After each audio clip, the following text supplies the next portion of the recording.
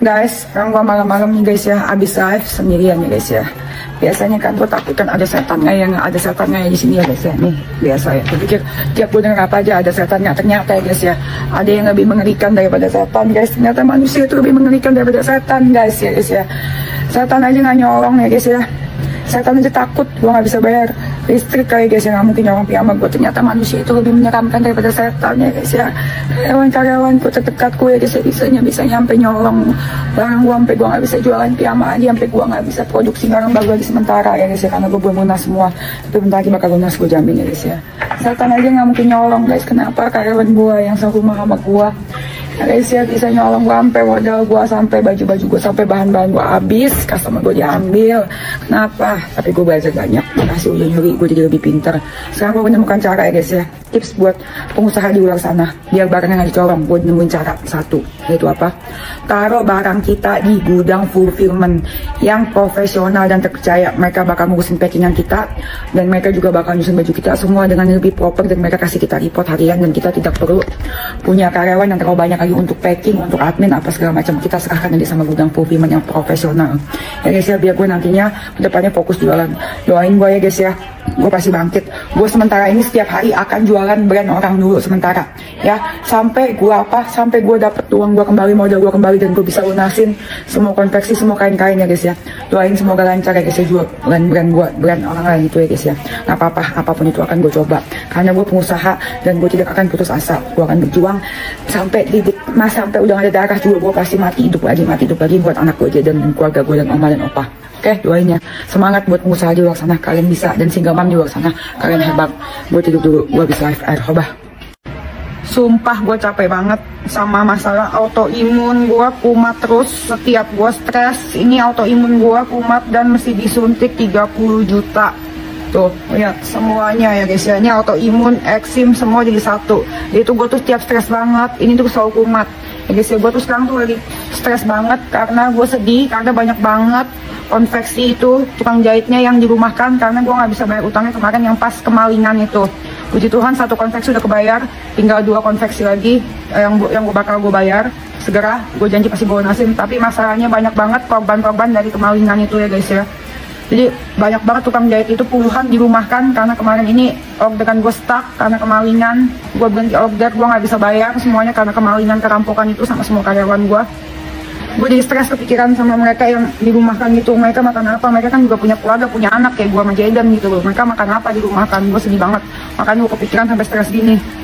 Sedangkan gue kalau mau suntik ini gue harus bayar suntikannya itu harganya Trempaya 30 juta. Daripada gue bayar suntikan gue mendingan bayar konveksi dulu biar tukang jahit itu bisa punya kerjaannya kembali ya guys ya. Tuh. Tapi sementara guys ya, jadi kalau misalkan gue kayak begini, ini bukan budukannya, ini autoimun gue yang kumat karena gue stres. Guys, coba gue tanya, kasih tau gue, ada nggak yang punya obat autoimun ampuh versi kalian apa selain suntik 30 juta itu? Karena gue sekarang nggak kuat bayar dulu, karena gue mau utamanya lunasin utang-utang gue dulu. Coba komennya guys ya, parah banget nih, sakit, gatel. Guys, kemarin tuh gue udah ketemu sama dokter autoimun gue ya, dokter Andy, dokter psoriasis gue tuh ya. Psoriasis gue tuh bener-bener parah banget ya guys ya. Ini memang psoriasis gue udah parah banget. Gue udah suntik ya 30 JT juga udah gak ngefek lagi. Terus itu suntik juga yang 10 Trempaya, suntik lagi yang Prazeron 10 JT juga gak ngefek lagi guys ya. Gak tau, semoga ngefek ya guys ya. Terus gue dikasih obat minum antibiotik segala macem ya. Terus gitu kata dokter Andy, kemungkinan besar kan cetusnya stres. Kenapa? Karena gue itu kan lambung kan, lambung itu kan tiap hari lambung gue benar parah. Terus gitu kata dokter, kalau lambung itu kan berkoneksi dengan stres. Nah, terus gitu kalau misalkan psoriasis itu juga autoimun tuh nyambung sama stres, link ya. Berarti kemungkinan gua ke ini aja ya guys ya, ke psikiater. Gimana menurut kalian? Otak gue sih kuat, tapi ternyata badan gue nggak kuat guys. Jadi guys ya, jadi single mom kalian tahu ya guys ya, memang nggak mudah, apalagi habis kemalingan. Ya single mom itu segitu bapak, yang bapak juga anak lain nggak masalah juga sih, mungkin itu rezeki gue ya guys, oke. Terus kemalingan, disakitin sama orang terdekat itu sakit hati, sedih. Tapi kalau misalkan guanya, gue berpikir kalau misalkan guanya nggak bangkit, kalau misalkan gue terpuruk, lebih banyak lagi korban-korbannya ya guys ya. Kemalingan ini cukup, jadi cukup pas gue kemarin cukup tukang jahit di semua konveksi gue tuh nggak bayar ya guys ya, mesti dirumahkan karena nggak bisa kebayarkan. Itu cukup sampai situ aja. Kalau gue drop jatuh, semua karyawan gue yang 20-an itu juga bisa kena dampaknya kalau gue nggak kerja. Kalau gue stop kerja semenit aja guys ya, gue takut ini semua nggak kebayar. ini semuanya harus berjalan dengan baik. Makanya gue merasa badan gue kuat, otak gue kuat, tapi ternyata kata dokter Andy enggak, gue nggak baik-baik aja, gue stres. Ternyata gue stres guys ya, ternyata gue stres berat. Jadi mungkin gue nggak ngerasain, jadi dampaknya ke badan, di ujung kaki sampai kepala, parah banget gitu. Jadi ya mungkin gue harus ke psikiater. Walaupun gue ke psikiater bukan berarti ODGJ juga nggak apa-apa ya guys ya. Tapi psikiater ya bukan berarti apa ya, supaya gue mungkin gue mendapatkan jawaban. Siapa yang setuju gue ke psikiater, komen. Oke? Ya karena memang tidak dapat dipungkiri, dimalingin sama orang terdekat sama bertahun-tahun, dari itu sakit. Gitu aja. Gue udah maafin untuk apa? Untuk kesembuhan diri gue sendiri, dan ya memang harus. Gue udah laporin polisi juga.